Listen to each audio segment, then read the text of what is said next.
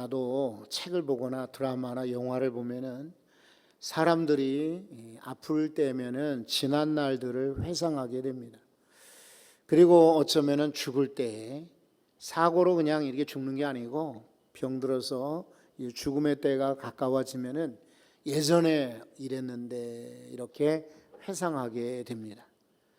그리고 보통은 은퇴하고 이제 퇴직 후에 집에서 가만히 시간을 보낼 때 내가 봄날에는 이랬고 여름에는 이랬고 또 가을에는 참 바빴고 또 겨울에는 이렇게 보냈고 지난 날들을 회상하게 되죠. 근데 욥은 지금 몹시 힘들고 어려운 때였습니다. 그래서 그는 지난 날들을 회상하면서 하나님이 그래도 나를 도와주셨고 나와 함께 하셨다 하는 것을 고백하게 됩니다. 참 아름다운 고백입니다. 오늘 욥기 29장의 말씀을 읽었습니다. 저는 오늘까지 욥기서의 말씀을 나누고 일단락 지으려고 합니다.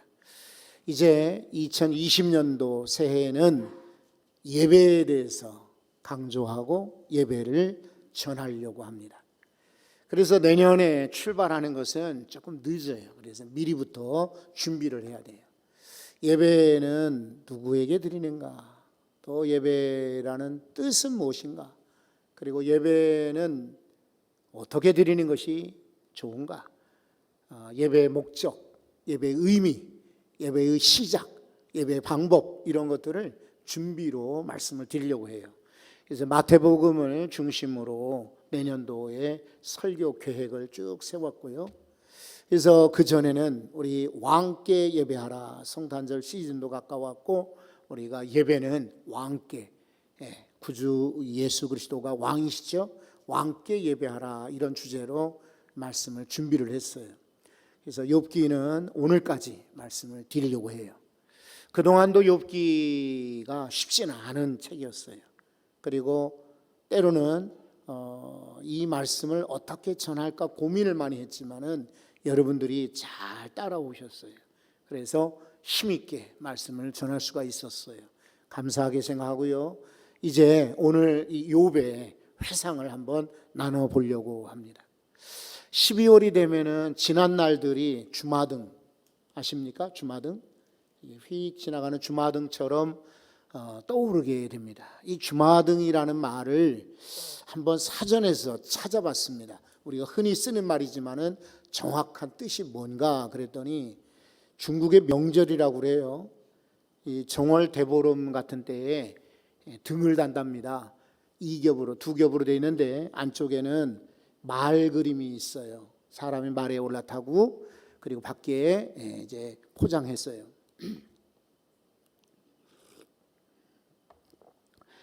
그래서 등불을 켜면은 이 말들이 곡시 돌아가는 것처럼 보이는 거예요.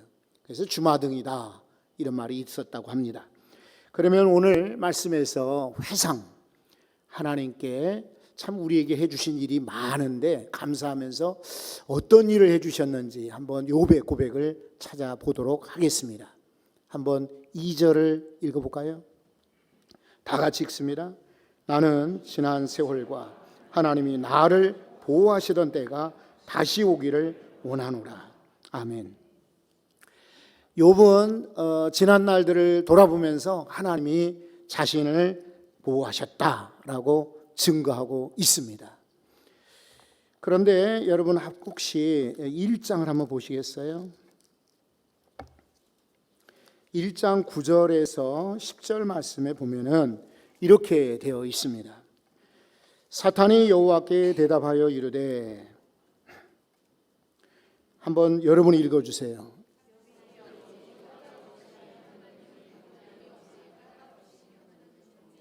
(10절도요)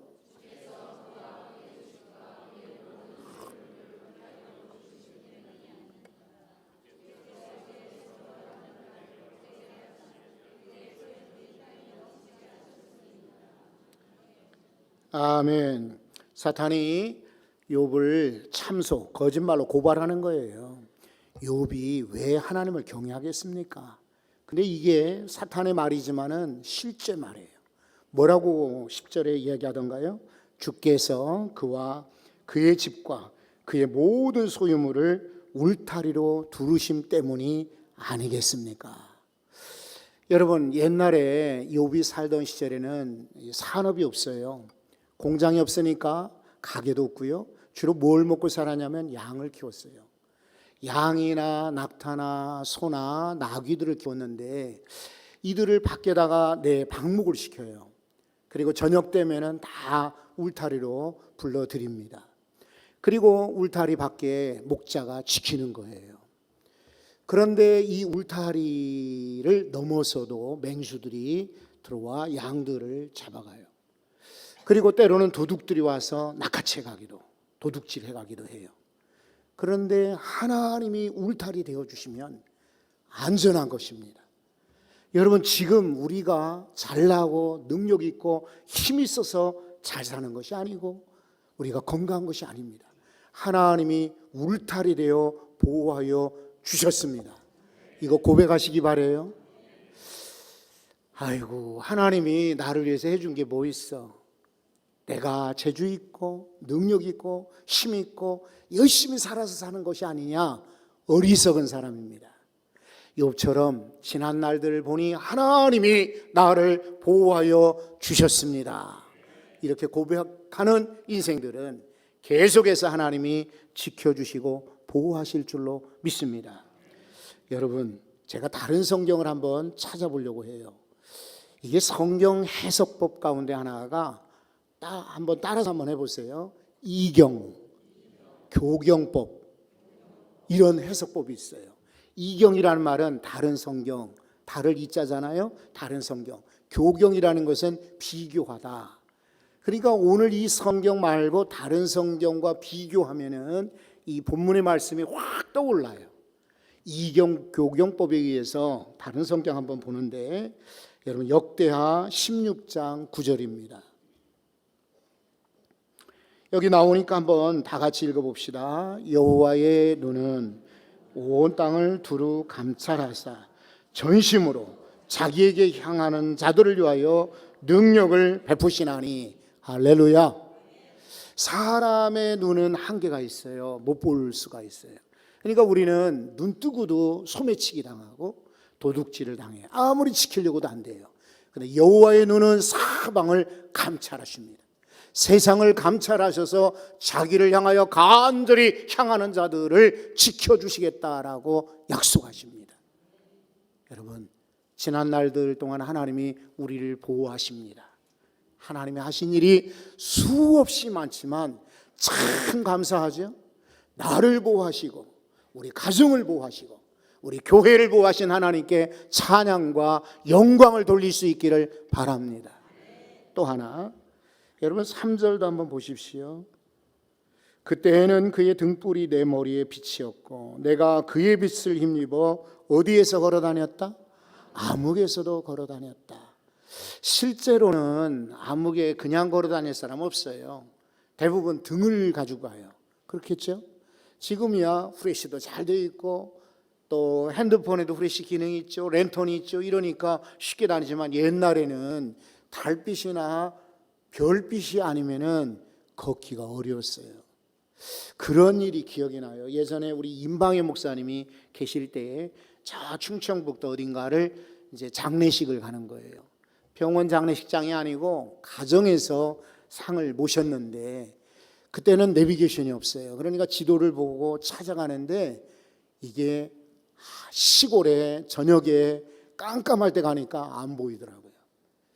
그래서 어떻게 가나 참 걱정을 했는데요. 주소를 보니까 산 27번지인가 그래요. 그런데 산 전체가 27번지예요. 그러니까 어느 집인지 찾아갈 수가 없어요. 그래서 어쨌든 걱정하면서 가는데 저 끝에 한참 뒤에 노란 등불빛이 보이더라고요. 집집에 등이 있지만은 그날따라 집도 없는 민가구 그리고 불도 일찍 다 꺼졌는데 어쩌면 노란 등 하나가 켜져 있어. 그래서 저 집이다. 그러고 가봤더니 맞더라고요. 조등, 노란 등을 집에 켜놨던 거예요. 대문 앞에. 그게 얼마나 고맙고 감사한지 몰라요. 지금도 기억에 남습니다. 여호와 하나님께서 내 빛이 되어 주시니 감사합니다. 등불이라고 하는 것은 인도하신다, 번영, 형통 이런 뜻을 가지고 있어요. 특히 인도의 특징이 있습니다. 하나님이 등불 되시니 우리의 인생을 인도하실 줄로 믿습니다.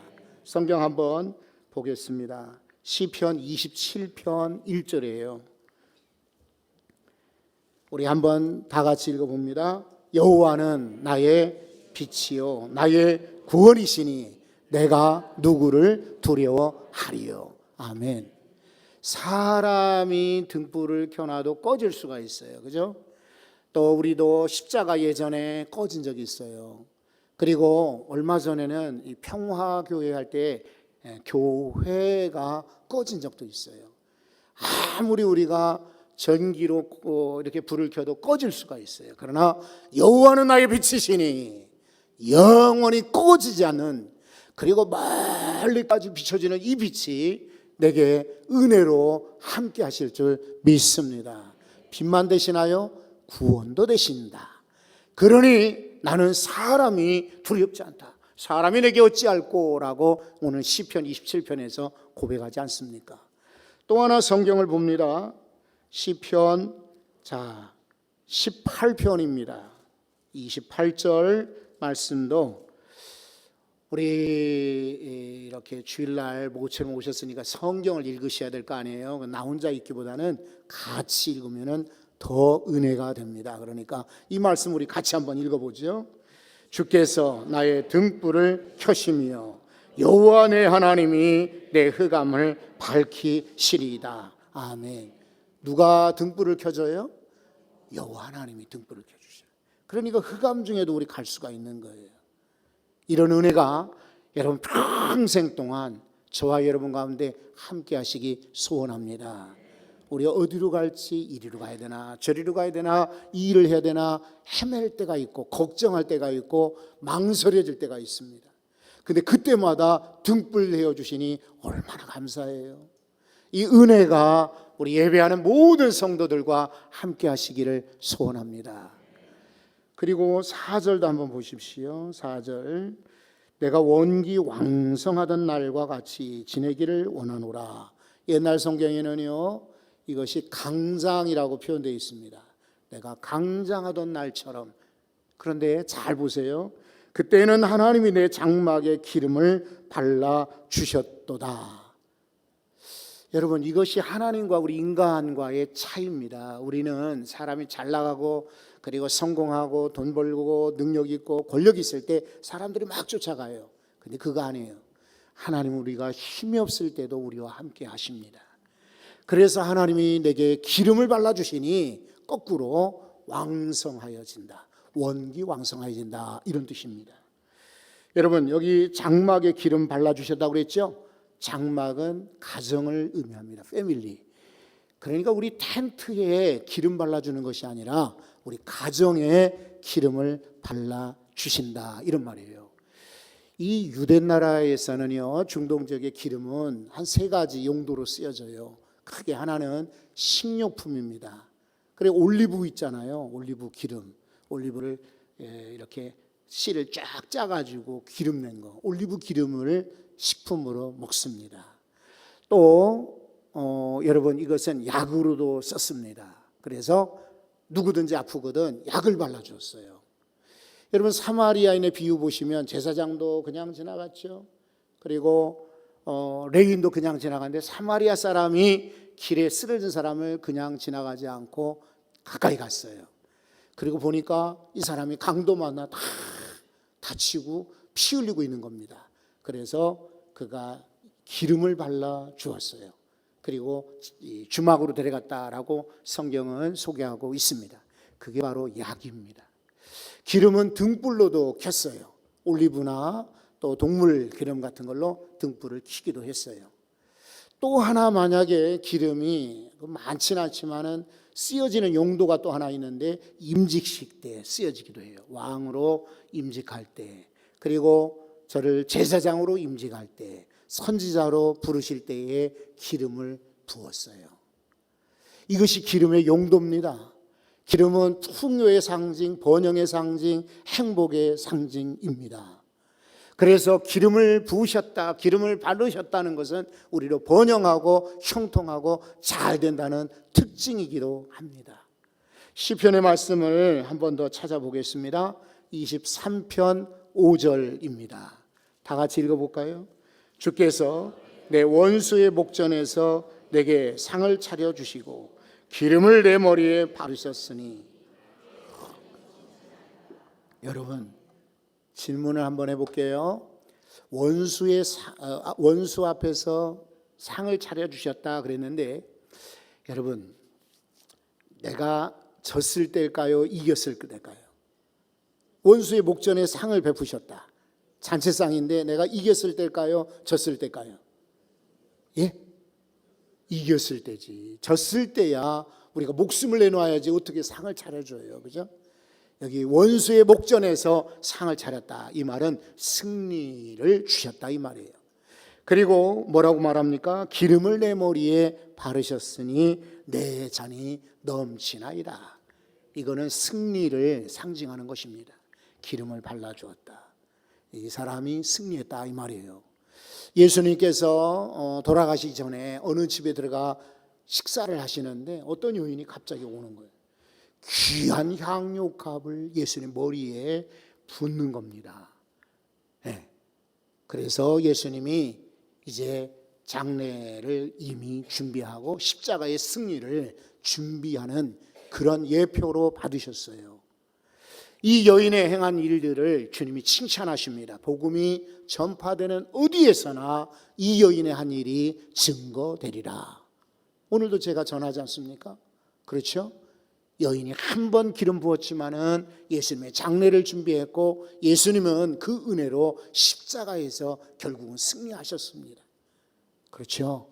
오늘도 우리에게도 승리를 주시기 위해서 내 잔을 넘치도록 기름 부어 주시는 은혜가 있기를 소원합니다. 여러분, 또 하나 성경을 한번 보려고 합니다. 시편 65편 11절입니다. 이 구절도 한번 다 같이 읽어봅시다. 주의 은택으로 한 해를 관 씌우시니 주의 길에는 기름방울이 떨어지며. 아멘. 한 해 동안 무엇으로 관을 씌워주신다고요? 은택으로, 주의 은택으로, 은혜와 많은 혜택으로 말이죠, 관을 씌워주신다. 이거 주님만이 우리에게 하시는 특권입니다. 사람들은 우리를 무시하고 멸시하고 손가락질할지 모르지만은 하나님께서는 우리에게 한 해 동안 주의 은혜로 관을 씌워 주십니다. 그리고 주의 길에는 기름방울이 떨어진다라고 말하고 있어요. 갈 때마다 걸음마다 향기로운 거예요. 걸음마다 참 부유와 번영과 형통이 놓여져 있는 것입니다. 우리 성도 여러분들이 걷는 길마다 기름방울이 뚝뚝 떨어져 형통하고 윤택하고 번영할 수 있기를 간절히 축원합니다. 내일 일은 난 몰라요. 장래일은 더더욱 몰라요. 그렇죠? 내가 어떻게 될지, 내년에 어떻게 될지, 후년에 어떻게 될지 어떻게 알아요? 우리 자녀들의 앞길, 우리 가정의 앞길을 우리가 어찌 알겠어요? 그러나 우리가 믿는 것은 주의 은혜로 관을 씌워주시고 그리고 그 앞에 기름방울이 떨어지게 하시니 우리는 주님과 함께 그 길만 가시면 되는 겁니다. 주와 함께 그 길로 온전히 갈 수 있기를 소원합니다. 5절도 보십시오. 5절에 그때에는 전능자가 아직도 뭐라고 하십니까? 나와 함께 계셨으며 라고 말합니다. 누가 계신다고요? 전능자가 나와 함께 계신다. 여러분, 가이드 포스트라고 하는 잡지가 있었는데 지금은 이제 중단이 됐어요. 거기 예전에 이런 글이 실렸어요. 그래서 제가 그 글을 읽었어요. 어떤 젊은 여인이 있었는데 이 사람이 사고로 실명하게 되었어요. 눈을 시력을 잃었어요. 그러니까 참 안 됐죠. 그래서 남편이 이 여자를 데리고 이제 시각장애인 학교를 보냅니다. 가서 길 찾는 거, 물건 또 찾는 거, 눈이 안 좋으니까 생활하기에 필요한 모든 것들을 지팡이 짚는 거, 사람들에게 도움 요청하는 거, 상점 가는 거, 그리고 글자 읽는 거, 한 1년 동안을 쭉 이렇게 다녔어요. 그러니까 이 부인이 이제는 자기가 이 지팡이를 짚고는 집안에 여기저기를 갈 수가 있어요. 그리고 비슷한 또래의 시각을, 중도 시각 장애이분이들, 그러니까 태어나면서부터가 아니라 중간에 사고로 시력을 잃어버린 사람들 모임이 있어요. 자조 모임이라고, 스스로 선다는 그런 뜻입니다. 이 모임에 가면은 재미난 얘기도 듣고 유익한 얘기도 듣고, 그리고 거기 가면은 그동안 답답했던 마음이 풀어지는 거예요. 문화센터에서 그런 일이 있었는데 남편이 줄곧 데리고 다녔어요. 그러다가 어느 날 갑자기 남편이 그럽니다. 여보, 이제는 당신이 혼자 가시오. 청천벽력 같은 그런 선언으로 들렸습니다. 왜? 난 아직도 버스 못 타는데, 혼자 길을 잘 못 건너는데, 나 가다가 부딪히면 어떡하지? 연습은 많이 했지만 부인은 막 걱정이 많은 거예요. 근데 오기가 생겼어요. 그래?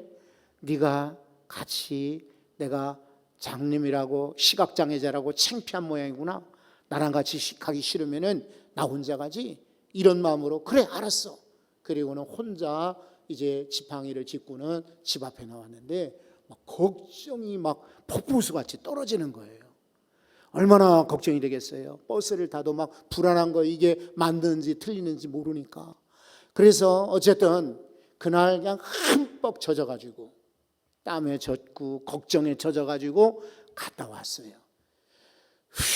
집에 들어오니까 내가 해냈다는 성취감이, 이제는 나는 뭐든지 할 수 있다는 성취감이 들어요. 이튿날도 여보 불렀더니 아니 당신 혼자 갔다 와.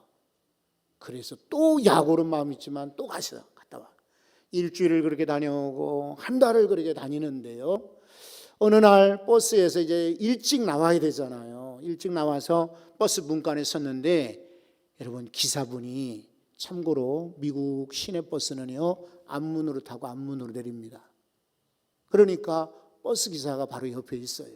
버스 기사가 아주머니는 참 좋은 남편을 주셨어요 그러는 거예요. 어라, 이 버스 기사 아저씨가 무슨 소리 하는 거야? 그러니까 아니 제가 보니까 계속해서 부인이 제대로 버스를 타나, 의자에 앉나 내리나, 저 뒤에 남편이 뒷자리에 앉아가지고 다 보고 계시니 아주머니는 좋은 남편을 두신 거예요 그러는 거예요. 깜짝 놀란 거예요. 그동안 남편이 따라오지 않는 줄 알아요. 집에서 이 인간이 텔레비전 하나 보고 노는 줄 알았는데, 알고 보니까 버스에 따라와서 뒷자리에 앉아가지고 제대로 내리나 앉아있나 다 지켜봤던 거예요. 여러분, 하나님이 나와 함께 하는 것 같지 않죠? 그러나 그렇지 않습니다. 전능자가 아직도 여전히 나와 함께 같이 하십니다. 기억하시기 바라요. 이거 아브라함 때도, 야곱이 또 혹은 요셉 때도 이런 일이 많았습니다. 성경을 한번 찾아볼까요? 아브라함 때는요, 이웃나라 그 동네의 왕이 증언을 합니다. 여기 한번 보십시오. 창세기 21장 22절입니다. 한번 다 같이 읽어봅니다.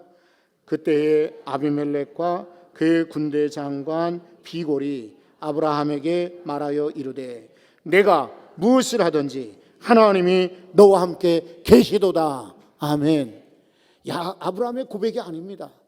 그 동네의 이방 왕이 아브라함을 보니까 하나님이 당신과 함께 계시도다, 네가 뭘 하든지 하나님이 함께 하시는구나 하는 것을 이방 사람이 간증하잖아요. 여러분, 우리 성도들이 그렇게 되시면 좋겠어요. 그래서 여러분이 하는 모습 보고 저 사람은 하나님이 함께 하시는구나, 믿지 않는 사람들이 증언할 수 있기를 바랍니다. 여러분, 또 하나, 창세기 28장 15절입니다. 이건 야곱의 경험이에요. 야곱이 삼촌 집으로 갈 때 지팡이 하나 가져가요. 보따리 하나 가져가. 그러니 가다가 지쳐서 이제 저녁이 되어서 해가 지니 돌베개하고 잠들었을 때입니다. 그때 하나님께서 나타나셔가지고 하신 말씀이에요. 다 같이 읽어봅니다. 내가 너와 함께 있어 내가 어디로 가든지 너를 지키며 너를 이끌어 이 땅으로 돌아오게 할지라. 내가 내게 허락한 것을 다 이루기까지 너를 떠나지 아니하리라. 아멘. 아멘. 아멘. 너 돌아올 때까지 내가 함께 할 거야. 너에게 약속한 거 이룰 때까지 내가 너 평생에 너를 떠나지 아니하리라. 연말 되면은요, 성도들 가운데 이사한다고 떠나고, 그렇죠? 또 이런저런 사정으로 세상을 또 떠나는 분도 계십니다. 사무연에 이렇게 명단을 보니까 금년에도 돌아가신 분들이 10분이 넘더라고요. 참같이 신앙했던 권사님이 돌아가시고 집사님 돌아가시고 너무나 아쉽죠. 사람은 오랫동안 같이 하지 못해요. 언젠가는 떠납니다. 그러나 감사한 것은 사람은 떠날지라도 우리 하나님은 영원히 떠나지 아니하시고 우리와 함께 하실 줄 믿습니다. 기도 한번 해요. 기도 다 같이. 하나님, 나를 보호하시니 감사합니다. 내게 등이 되시니 감사합니다. 기름 발라주시니 감사합니다. 무엇보다 나와 함께 하시니 떠나지 않고 동행하시니 감사합니다. 감사로 기도하시기 바랍니다. 다 같이 기도합니다. 하나님, 12월 되니 지난 날들을 떠올리게 됩니다. 때로는 약하고 넘어지며 그리고 시험에 들고 상처받고